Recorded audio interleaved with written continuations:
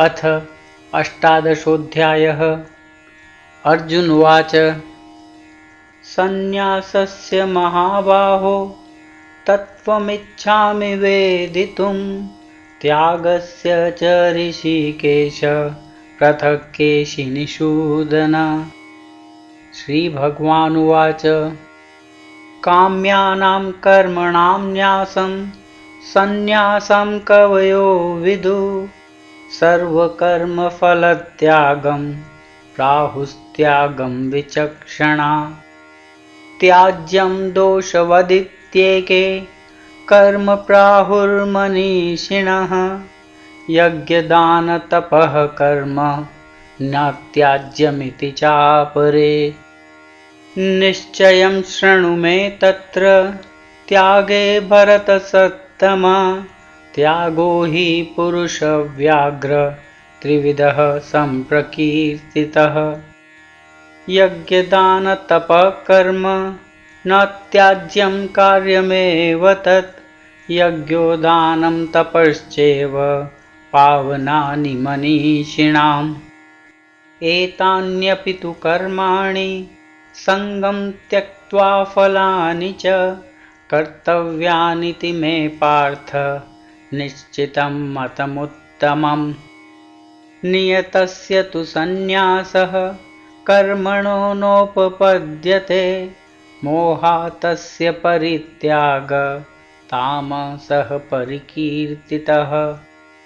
दुःखमित्येव यत्कर्म कायक्लेशभयात् त्यजेत् स कृत्वा राजसं त्यागं नैव त्यागफलं लभेत्। कार्यमित्येव यत्कर्म नियतं क्रियतेऽर्जुन सङ्गं त्यक्त्वा फलं चैव स त्यागः सात्विको मतः। न द्वेष्ट्य कुशलं कर्म कुशलेनानुषज्यते त्यागी सत्त्वसमाविष्टो मेधावी छिन्नसंशयः। न हि देहभृता शक्यं त्यक्तुं कर्माण्यशेषतः यस्तु कर्मफलत्यागी स त्यागीत्यभिधीयते। अनिष्टम् इष्टं मिश्रं च त्रिविधं कर्मणः फलं भवत्यत्यागिनां प्रेत्य न तु सन्न्यासिनां क्वचित्। पञ्चेतानि महाबाहो कारणानि निबोध मे सांख्ये कृतान्ते प्रोक्तानि सिद्धये सर्वकर्मणाम्। अधिष्ठानं तथा कर्ता करणं च पृथग्विधं विविधाश्च पृथक् चेष्टा दैवं चैवात्र पञ्चमम्। शरीरवाङ्मनोभिर्यत्कर्म प्रारभते नरः न्यायं वा विपरीतं वा पञ्चेते तस्य हेतवः। तत्रैवं सति कर्तारम् आत्मानं केवलं तु यः पश्यत्यकृतबुद्धित्वान् न स पश्यति दुर्मति। यस्य नाहङ्कृतो भावो बुद्धिर्यस्य न लिप्यते हत्वापि स इमान् लोकान् न हन्ति न निबध्यते। ज्ञानं ज्ञेयं परिज्ञाता त्रिविधा कर्म चोदना करणं कर्म कर्तेति त्रिविधः कर्म संग्रह। ज्ञानं कर्म च कर्ता च त्रिधैव गुणभेदतः प्रोच्यते गुणसङ्ख्याने यथा वृच्छृणुतान्यपि।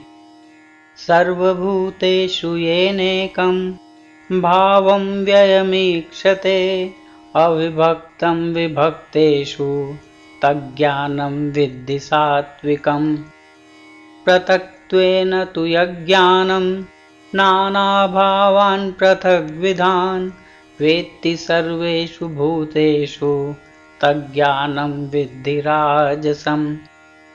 यत्तु कृत्स्नवदेकस्मिन् कार्ये सक्तमहेतुकम् अतत्त्वार्थवदल्पं च तत्तामसम् उदारितम् नियतं सङ्गरहितम् अरागद्वेषतः कृतम् अफलप्रेप्सुना कर्म यतत् सात्विकमुच्यते यत्तु कामेप्सुना कर्म साहङ्कारेण वा पुनः क्रियते बहुलायासं तद्राजसम् उदारितम् अनुबन्धं क्षयं हिंसाम् अनवेक्ष्य च पौरुषं मोहादारभ्यते कर्म यतत्तामसमुच्यते मुक्तसङ्गो अनहंवादी धृत्युसाहसमन्वितः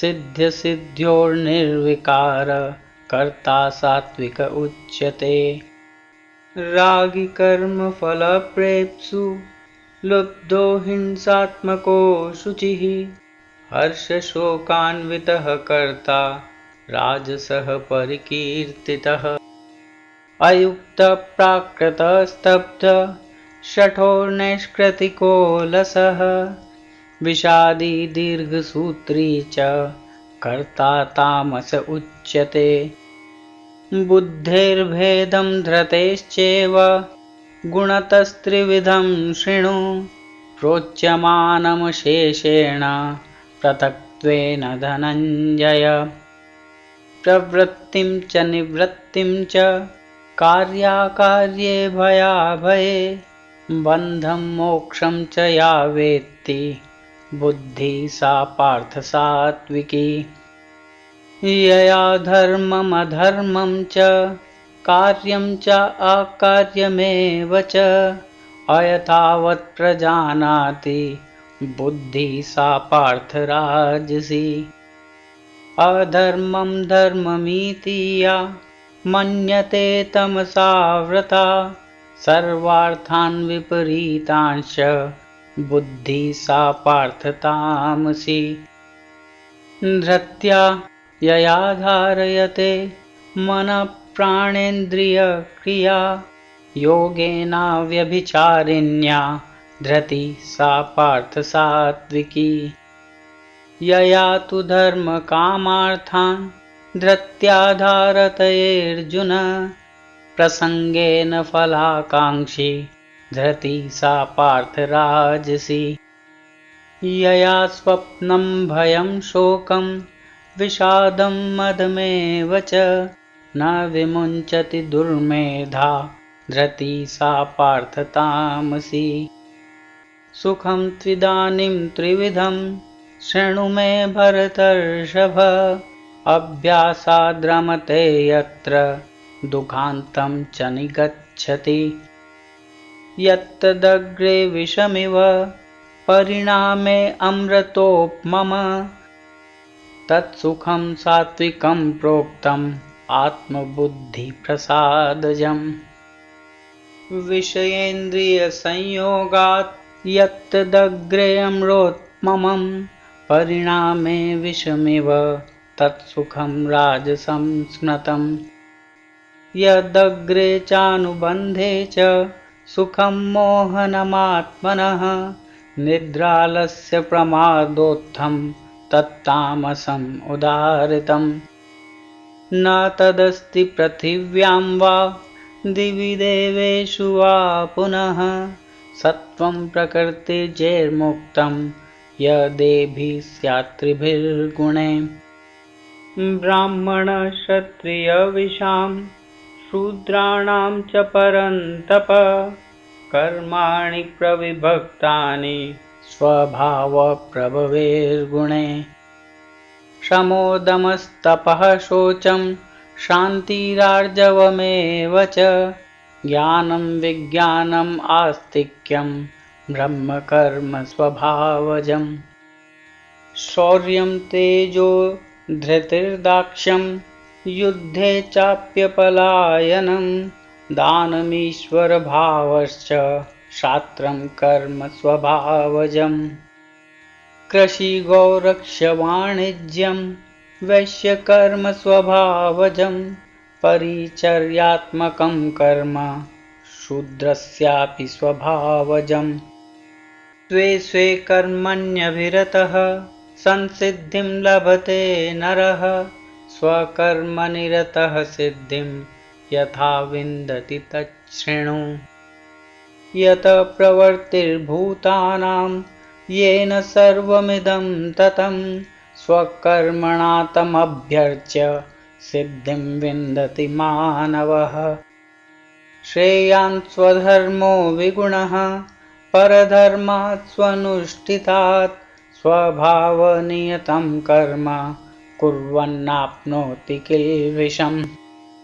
सहजं कर्म कौन्तेय स दोषमपि न त्यजेत्। सर्वारम्भा हि दोषेण धूमेनाग्निरिवावृता।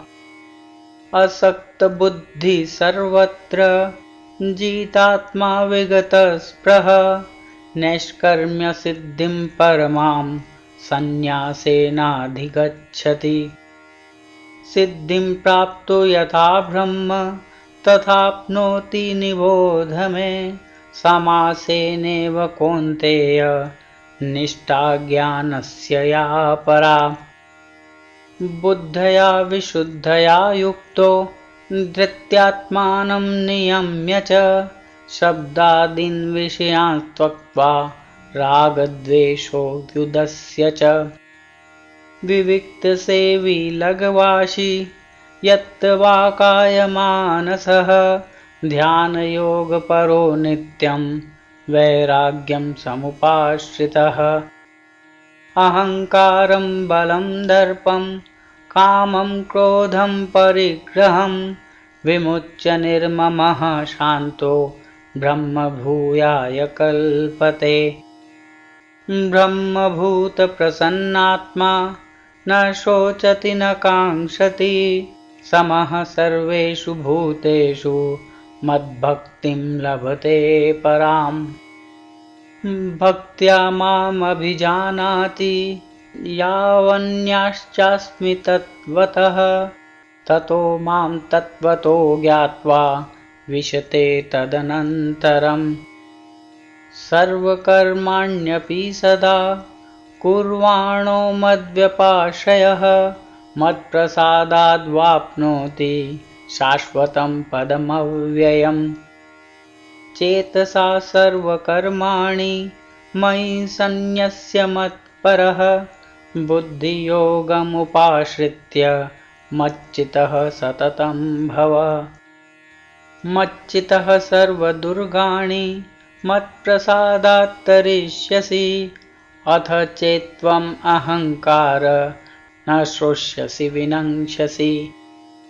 यदहङ्कारम् आश्रित्य न योत्स्य इति मन्यसे मिथ्येष व्यवसायस्ते प्रकृतिस्त्वां नियोक्ष्यति। स्वभावजेन कौन्तेय निबद्धः स्वेन कर्मणा कर्तुं नेच्छसि यन्मोहात् करिष्यस्य वशोऽपि तत्। ईश्वरः सर्वभूतानां हृद्देशेऽर्जुन तिष्ठति भ्रामयन् सर्वभूतानि यन्त्रारूणानि मायया। तमेव शरणं गच्छ सर्वभावेन भारत तत्प्रसादात् परां शान्तिं स्थानं प्राप्स्यसि शाश्वतम्।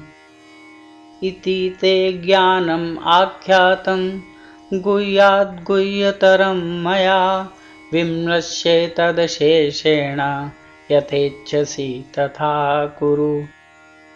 सर्वगुह्यतमं भूय शृणु मे परमं वच इष्टोऽसि मे दृढमिति ततो वक्ष्यामि ते हितम्। मन्मना भव मद्भक्तो मद्याजी मां नमस्कुरु मामे वेश्यसि सत्यं ते प्रतिजाने प्रियोऽसि मे। सर्वधर्मान् परित्यज्य मामेकं शरणं व्रज अहं त्वा सर्वपापेभ्यो मोक्षयिष्यामि मा शुच। इदं ते नातपस्काय न भक्ताय कदाचन न चाशुश्रूषवे वाच्यं न च मां योऽभ्यसूयति। य इमं परमं गुह्यं मद्भक्तेष्वभिधास्यति भक्तिं मयि परां कृत्वा मामेवेष्यत्यसंशय। न च तस्मान्मनुष्येषु कश्चिन्मे प्रियकृत्तमः भविता न च मे तस्मात् अन्यप्रियतरो भुवि। अध्येष्यते च य इमं धर्म्यं संवादमावयो ज्ञानयज्ञेन तेनाहम् इष्टः स्यामिति मे मतिः। श्रद्धावाननसूयश्च शृणुयादपि यो नरः सोऽपि मुक्तशुभालोकान् प्राप्नुयात् पुण्यकर्मणाम्। कच्चिदेतत् श्रुतं पार्थ त्वयैकाग्रेण चेतसा कच्चिदज्ञानसम्मोहः प्रनष्टस्ते धनञ्जय। अर्जुन उवाच नष्टो मोहः स्मृतिर्लब्धा त्वत्प्रसादान्मयाच्युत स्थितोऽस्मि गतसन्देहः करिष्ये वचनं तव। सञ्जय उवाच इत्यहं वासुदेवस्य पार्थस्य च महात्मनः संवादम् इमं श्रोषम् अद्भुतं रोमहर्षणम्। व्यासप्रसादात् श्रुतवान् एतद्गुह्यमहं परं योगं योगेश्वरात् कृष्णात् साक्षात् कथयतः स्वयम्। राजन् संस्मृत्य संवादम् इममद्भुतं केशवार्जुनयोः पुण्यं हृष्यामि च मुहुर्मुहुः। तच्च संस्मृत्य रूपम् अत्यद्भुतं हरे विस्मयो मे महान् राजन् हृष्यामि च पुनः पुनः। यत्र योगेश्वरः कृष्णो यत्र पार्थो धनुर्धरः तत्र श्रीर्विजयो भूते ध्रुवा नीतिर्मतिर्मम। ॐ तत्सदिति श्रीमद्भगवद्गीतासु उपनिषत्सु ब्रह्मविद्यायां योगशास्त्रे श्रीकृष्णार्जुनसंवादे मोक्षसंन्यासयोगो नाम 18 अध्यायः।